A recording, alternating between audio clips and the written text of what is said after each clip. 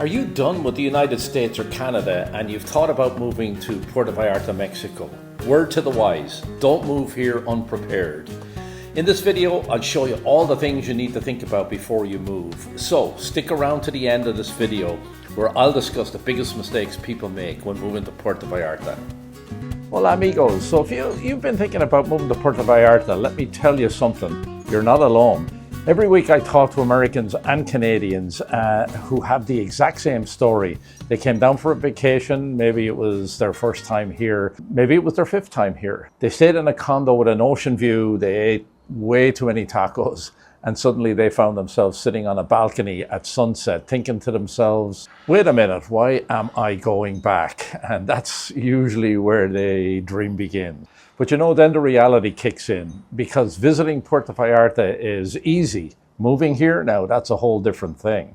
And the truth is, the idea of moving to Mexico sounds exciting until you start thinking about all of the details, the paperwork, the residency, shipping your belongings, what you're going to do with your pets, your healthcare, your finances, where you're going to live, which is important, of course. Whether you can buy property, whether you're allowed to work remotely, whether your stuff will even make it here in one piece.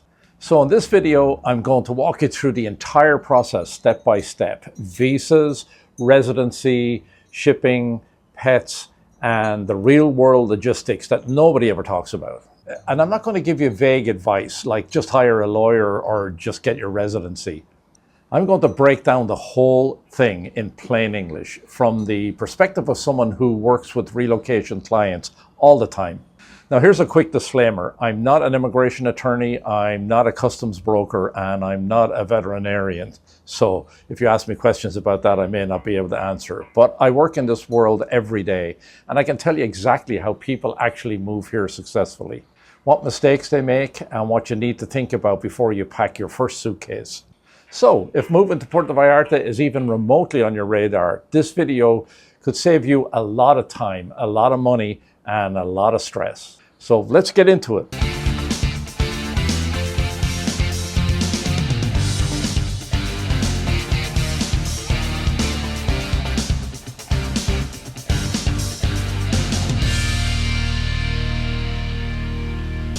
I want to remind you, if this is your first time on my channel, please give my video a like and subscribe to my channel below so you can be the first to learn about the current market here in Puerto Vallarta, Mexico.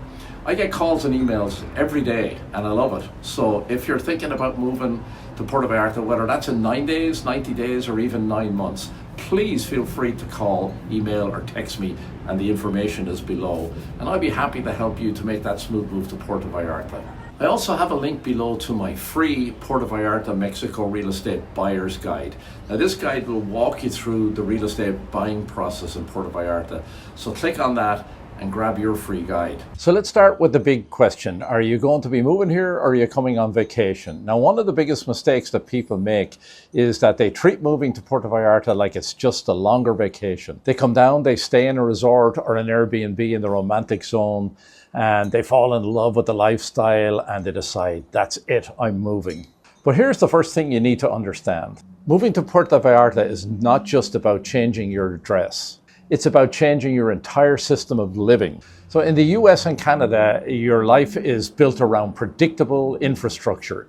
You have systems for everything: banking, healthcare, insurance, Amazon delivery, DMV, mail, prescriptions, and customer service that you can at least yell at when something goes wrong.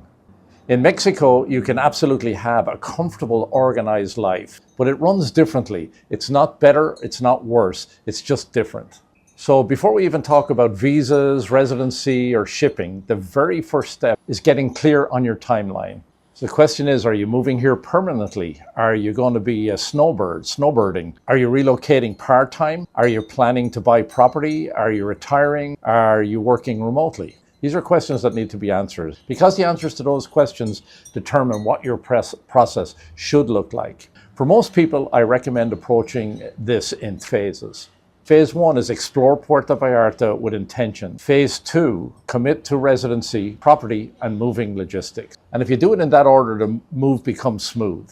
If you skip those steps and try to jump straight into I'm selling everything and I'm moving next month, that's when people get overwhelmed and make expensive mistakes. So let's talk about visas, what you need to know, because this is the part that makes people nervous. You hear the word visa and you start imagining interviews, paperwork, waiting in long lines, and somebody stamping your passport while looking at you like you're trying to sneak into the country. But here's the truth. For most Americans and Canadians, entering Mexico is easy. When you arrive in Mexico, you receive what's called an FMM, basically a tourist entry permit or visa. Depending on your situation, immigration may grant you up to 180 days. Now, I want to be clear about something. That does not mean you automatically get 180 days every single time. Mexico has definitely tightened up enforcement, especially in certain airports. Immigration officers now have the discretion to give you fewer days if they believe you're living here long-term without residency. So you may get 180 days, or you may get 30 days, or 60 days, or even 90 days. And this is where people start playing a dangerous game, what I call the perpetual tourist strategy. They come down here, stay 6 months, they leave for a weekend, and they come back and they repeat and they repeat. Now that used to be common. Still possible sometimes, but it's not reliable anymore. So if you're serious about living in Puerto Vallarta, especially if you want stability, then residency is the way to go. And we'll get into that next. But just know this, please just don't build your entire future around the assumption that immigration will keep giving you 180 days forever, because eventually they may not. So now let's talk about residency, because this is the real foundation of moving to Puerto Vallarta. There are two main types most foreigners care about. Temporary residency, now this is typically valid for 1 year at first, then renewable up to 4 years. Temporary residency is ideal for retirees testing the waters, snowbirds who want stability, people planning to buy property, and people working remotely, anyone who wants to live here legally without the full permanent status yet. Then you have permanent residency. It's actually what it sounds like. It doesn't expire the same way, and it gives you long-term stability. Now, this is ideal for full-time retirees, people who want to live in Mexico indefinitely, people who want to stop renewing paperwork every year, and people who are planning to settle down permanently. Now, most people start with temporary residency, and then they later transition into the permanent residency. And here's the good news. The process is very doable, but the process does require planning. So a lot of people think that they can just show up in Puerto Vallarta and apply for residency. And technically, in many cases, you can't start the process that way. Most people begin residency at a Mexican consulate outside of Mexico, usually in the US or Canada. You apply to the consulate, you show proof of financial solvency, basically proof you can support yourself, and if approved, they place a visa sticker in your passport. Then you travel to Mexico and finalize the process at the immigration office here.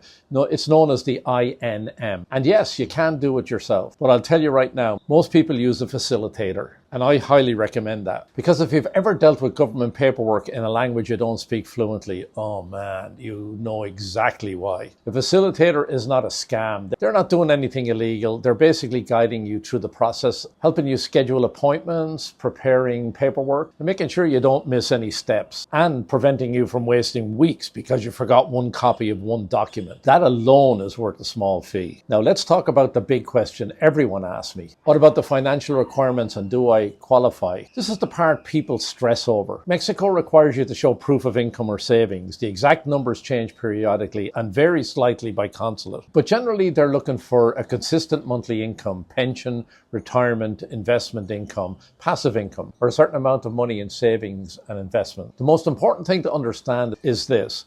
Every consulate has some discretion. Some are easier, some are stricter, some require more paperwork, and some require less. So this is why I always tell clients, don't guess, don't assume, and don't wait until the last minute.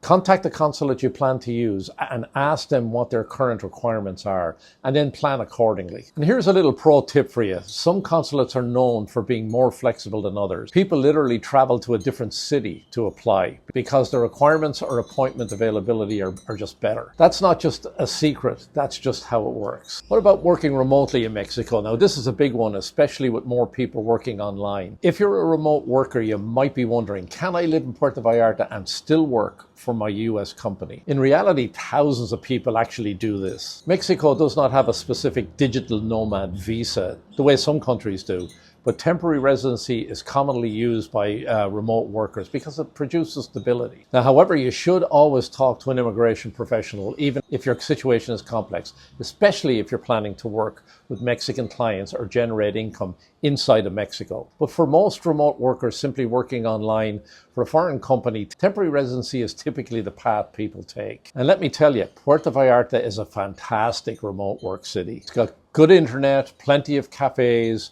co-working spaces. It's got a great lifestyle, and when you finish your Zoom meetings, you're 10 minutes from the beach. Oh yeah, it's not a bad setup. Now let's talk real estate, because this is where I come in, yeah? Most people moving to Puerto Vallarta have the same debate in their head. Should we rent for a while, or should we buy right away?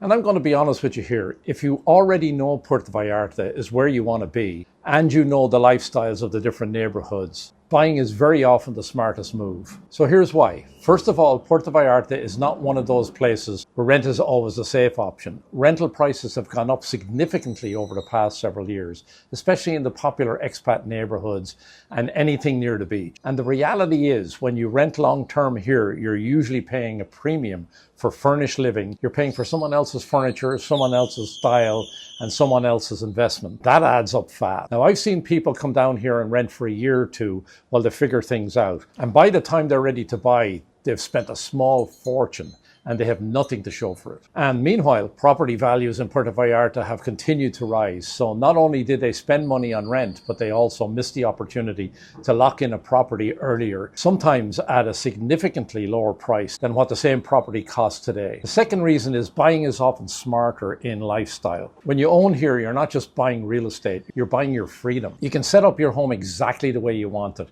You can customize it, you can create a routine. You can build community, and you're not at the mercy of a landlord who decides that they want the property back in the peak season to rent to tourists, or who suddenly changes the terms, or who raises the rent. And that happens. The third reason buying makes sense here is because Puerto Vallarta is not just a retirement destination, it's a high demand lifestyle market. People come here year round because it's one of the most desirable coast cities in Mexico, which means if you ever want to spend part of the year back home or travel or visit family, you're not really stuck. Many owners rent their properties seasonally, and it can help offset costs or even generate income depending on the location, the building, and how it's managed. So instead of paying rent forever, you can actually put yourself in a position where your home works for you. Now, with all that being said, buying here is not something you want to rush into blindly. Puerto Vallarta has a lot of different neighborhoods, and they each have their own personality. So that's where I actually come in, because one of the biggest mistakes people make is that they shop for a condo first, and then they try to figure out lifestyle later. But the smarter approach is the actual opposite of that. You start with your lifestyle first.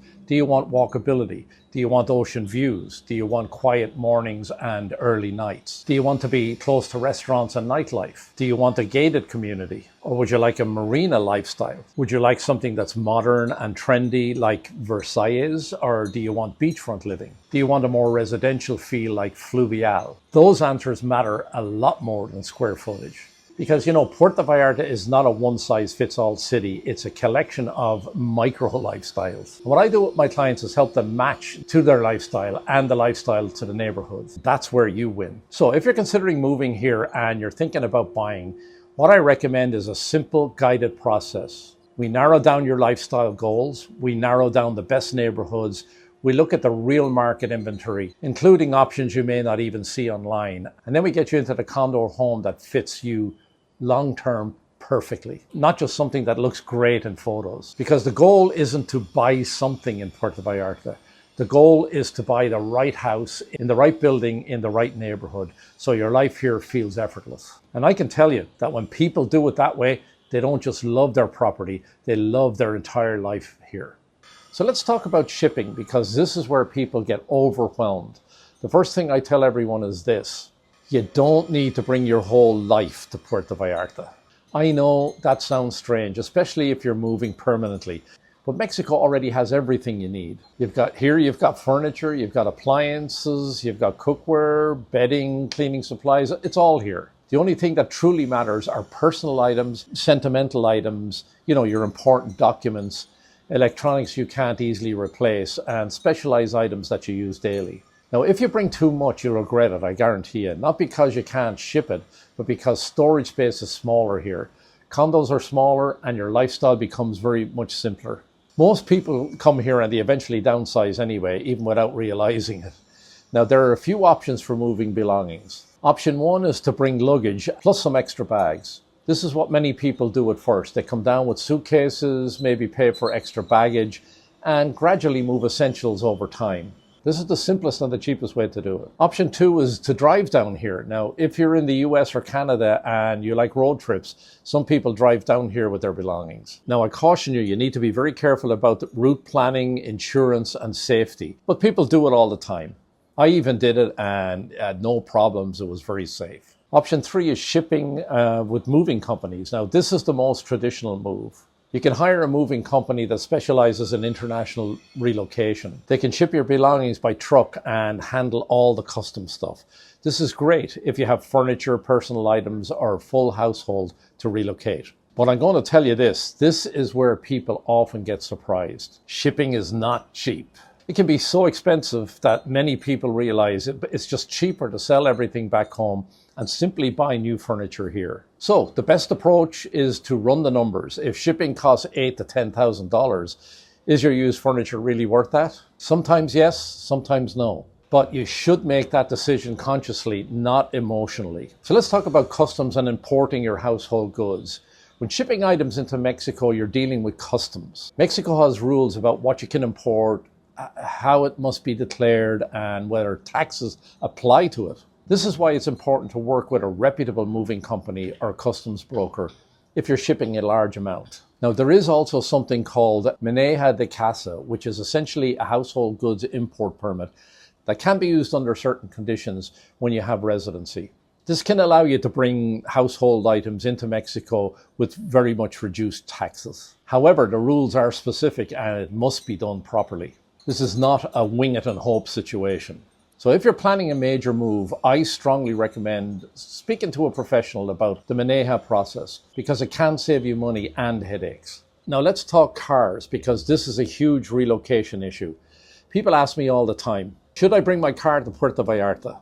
Well, the answer depends on your lifestyle. Puerto Vallarta is very walkable in many neighborhoods. Uber is cheap, taxis are everywhere, public transportation is affordable. So many retirees don't need a car at all.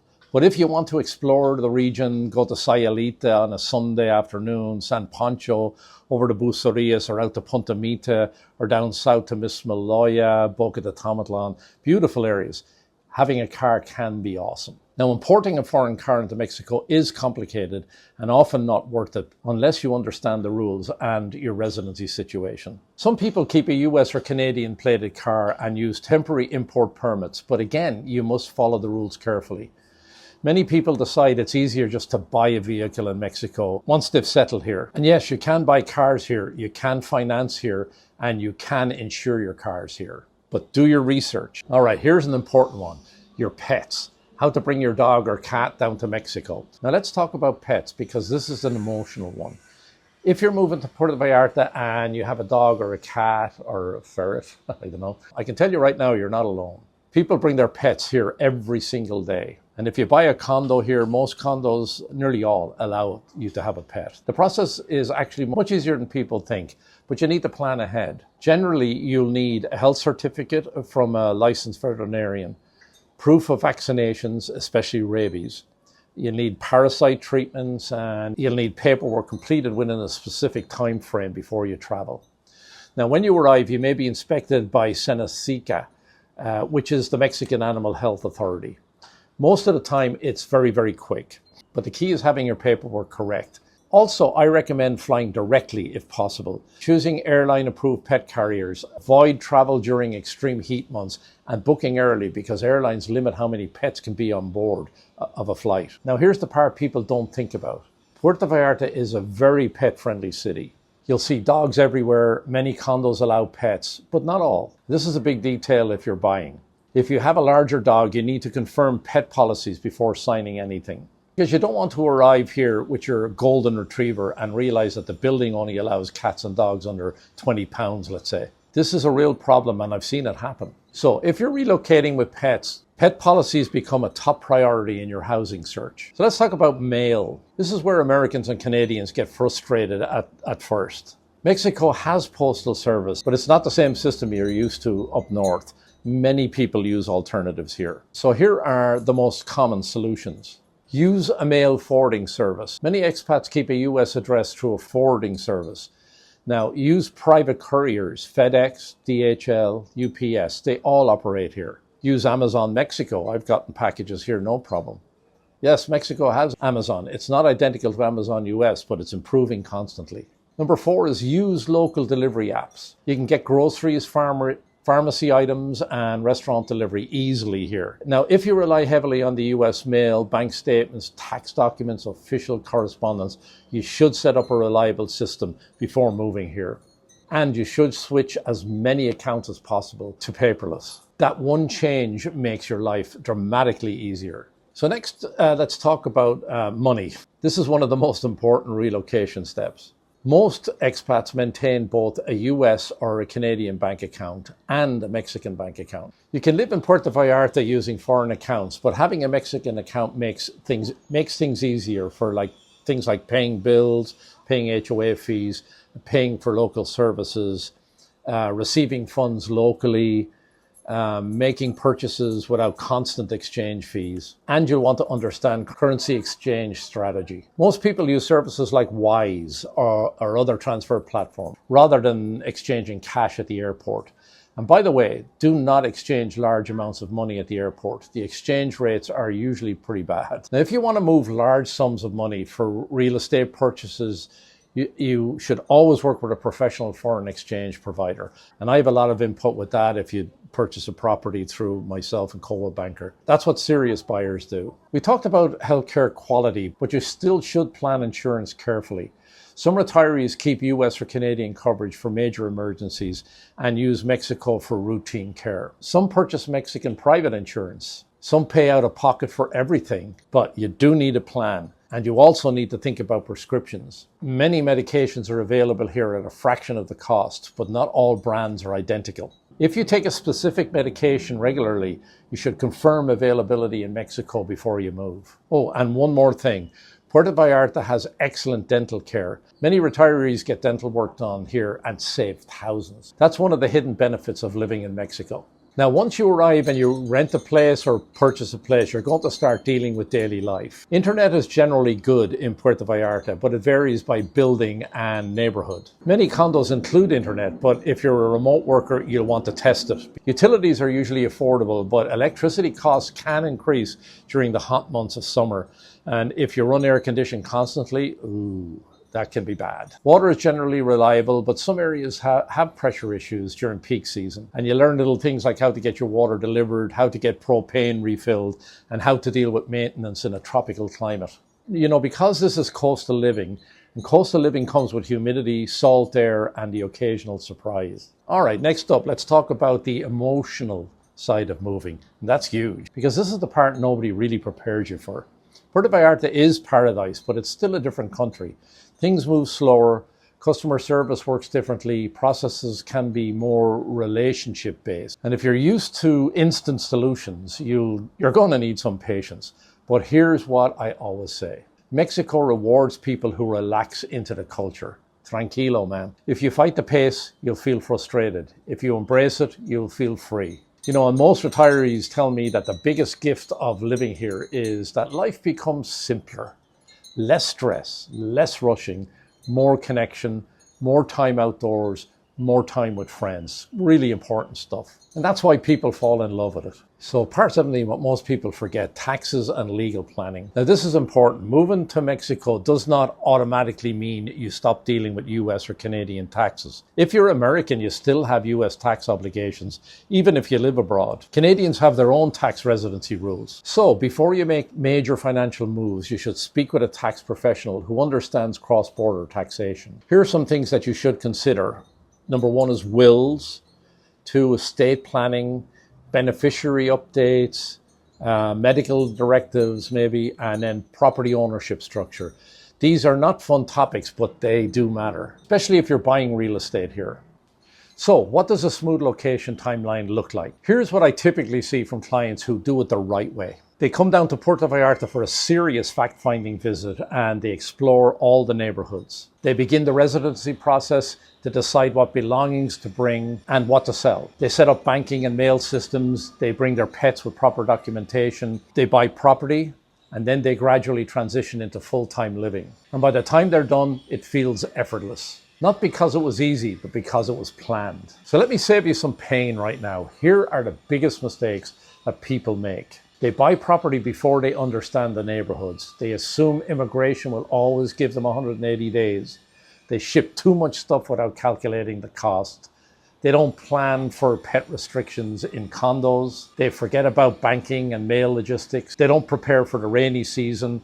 They underestimate how much lifestyle matters in location choice. And here's the biggest one. They don't ask questions. They try to figure everything out alone. And you don't need to do that. So if you're considering a move, whether it's in 60 days, 6 months from now, or even 2 years from now, and you want help understanding neighborhoods and buying property in Puerto Vallarta, feel free to reach out. I'm Stan Freeman. I'm a realtor here in Puerto Vallarta, and I help people relocate here the right way.